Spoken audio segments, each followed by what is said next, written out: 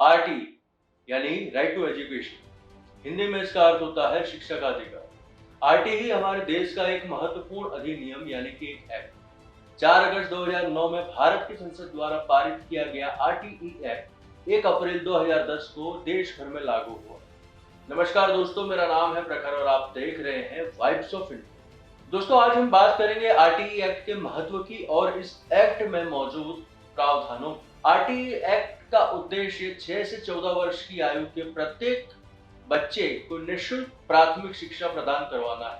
6 से 14 वर्ष की आयु के प्रत्येक बच्चों का अनिवार्य प्रवेश, उपस्थिति और उनकी प्राथमिक शिक्षा का प्रावधान करवाना सरकार का दायित्व है। इस एक्ट की धारा 6 के तहत बच्चों को अपने घर के पड़ोस की किसी भी स्कूल में दाखिला लेने का अधिकार दिया गया है। ये एक्ट सुनिश्चित करता है कि कमजोर वर्ग के बच्चे और वंचित समूह के बच्चों के साथ शिक्षा के मामले में भेदभाव न हो। यदि कोई बच्चा ऐसा है जो 6 वर्ष की आयु पर किसी विद्यालय में प्रवेश नहीं ले सका है, तो वो बाद में अपनी उम्र के अनुसार कक्षा में प्रवेश ले सकता है। यदि किसी स्कूल में प्रारंभिक शिक्षा पूरी करने का प्रावधान नहीं है, तो छात्र को किसी दूसरे स्कूल में स्थानांतरण का अधिकार है। इस एक्ट के तहत निजी और विशेष श्रेणी वाले विद्यालय भी आर्थिक रूप से निर्बल समुदाय के बच्चों के लिए पहली कक्षा में 25% स्थान आरक्षित रखते हैं। स्कूल में प्रवेश तिथि के निकल जाने के बाद किसी बालक को प्रवेश देने से इनकार नहीं किया जा सकता।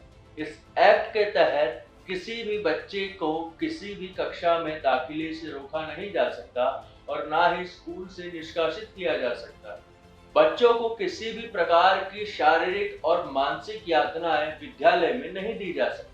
दोस्तों, भारत एक लोकतांत्रिक देश है, इसलिए नागरिकों के लिए यह अनिवार्य हो जाता है कि वो शिक्षित हों, और ऐसा होने के लिए महत्वपूर्ण है कि देश में शिक्षा का प्रावधान जो हो वो सार्वभौमिक हो। राइट टू एजुकेशन एक्ट के तहत शिक्षा के प्रावधानों को कानूनी रूप से अनिवार्य किया गया है और सभी के लिए मुफ्त और अनिवार्य शिक्षा सुनिश्चित करने का दायित्व सरकार को दिया गया है। प्राइवेट स्कूलों में सामाजिक और आर्थिक रूप से पिछड़े वर्ग के बच्चों के लिए 25% सीटों का आरक्षण अनिवार्य होने के कारण ये सुनिश्चित होता है कि कोई भी बच्चा शिक्षा से वंचित न रहे। आरटीई एक्ट के तहत स्कूल में पढ़ने वाला कोई भी शिक्षक ट्यूशन नहीं पढ़ा सकता और प्राथमिक कक्षाओं एवं उच्च प्राथमिक कक्षाओं में छात्र और शिक्षकों के मध्य 35:1 का अनुपात तय किया गया है, अर्थात 35 बच्चों पर एक शिक्षक अनिवार्य है, जिसकी वजह से विद्यार्थियों को अच्छी गुणवत्ता की शिक्षा प्रदान की जाती है।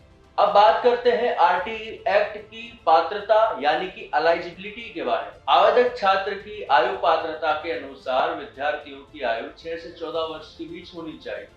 कम आय वाले परिवारों के बच्चों के लिए 25% सीटें आरक्षित होंगी। आवेदक छात्र को भारत का नागरिक होना अनिवार्य है। इसके अलावा राज्य विशिष्ट यानी कि स्टेट स्पेसिफिक आवेदन की स्थिति में छात्र को राज्य का निवासी होना भी अनिवार्य है।